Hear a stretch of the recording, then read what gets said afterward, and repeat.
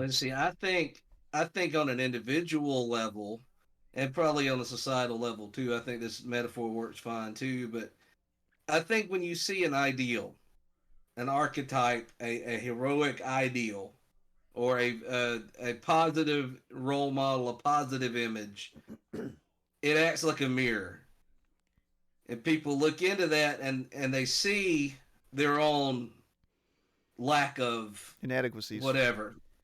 Yeah, they see their own inadequacies, and instead of responding by saying, I should strive to be better, Hmm. they say, I should break this mirror. And it's that idea, like, it's the same reason why people who maybe they're poor will look at somebody who is wealthy, and one person will look at that and say, I want to be like him, and they will work harder and they will study harder and they will go through the difficult times to better themselves, and one day they become an ideal too. Mm. Or they can just throw rocks at this guy and try to point out try to throw as much mud on him as possible to make everybody hate him and try to take away what he has so that they can have it or no one can. And I think the the the goal of most people in society now is, it's not, we talk about equality, but it's not equality. What they really want to do is cast down what they see as the ideal. Anybody who stands out as having anything virtuous about them, they want to destroy the image of that person rather than try to be better. It's Cain versus Abel. Yeah, exactly. It's that whole, well, why is your face so downcast? If you had just done what I required of you, Yeah, if you had done if what you he had did. just obeyed, if you just followed the example. Well, it's interesting that you guys would bring this up because one of the things that you're talking earlier about The Last Jedi, which we can probably pick that apart and have fun with that. I would love to. Um, but one of the things that initially I felt so wrong when I left the movie theater was like, what did they do to Luke Skywalker? Mm-hmm. Like, Mm-hmm. what did they do to my favorite character? And I was trying to like identify, like, why is he my favorite character? Like, why am I so upset about this?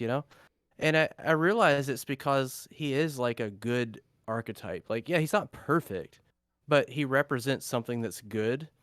And one of the Mm-hmm. objections that I heard, someone that actually liked the film said that they liked these characters because there was a lot of gray in them. It's like you couldn't tell if they were good or bad. And it's like they were Mm-hmm. really content to just look at things the way they were. And Josh, like you were saying, that they're not they were looking at things the way they were and they didn't want to change at all. It's like Mm-hmm. I don't care about the good, I don't care about the bad. I just want to see things the way they are.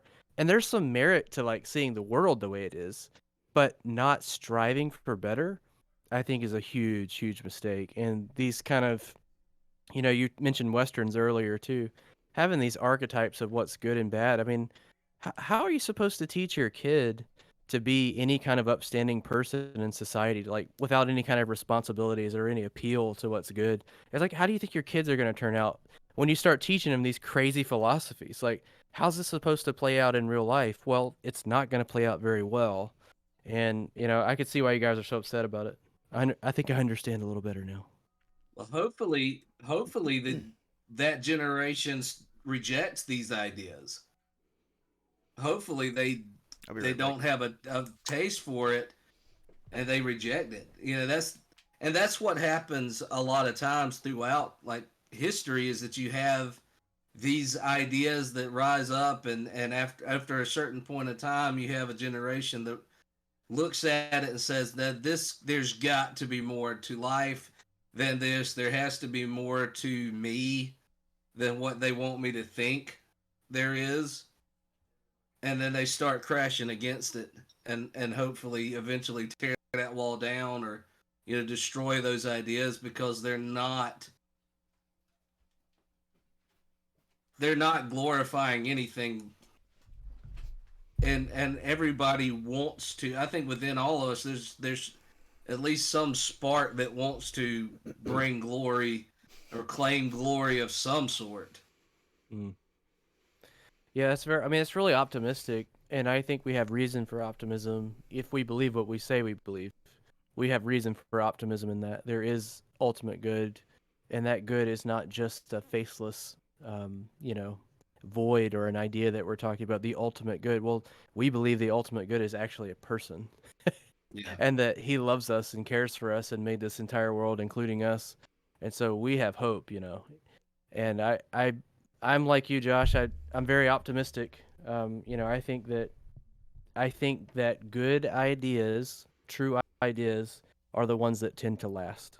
The lies only last for Mhm. so long.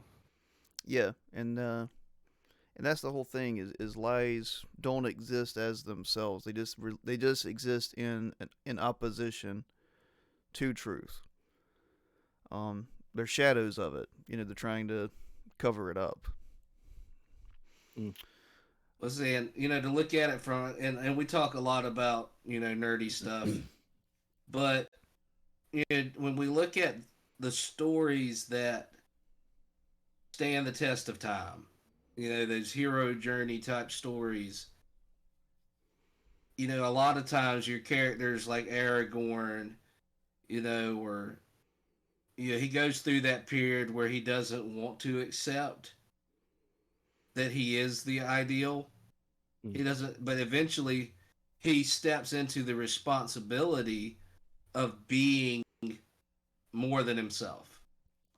And I he becomes that king, he becomes that ideal that everyone needed him to be, and then they rally behind him and darkness is destroyed.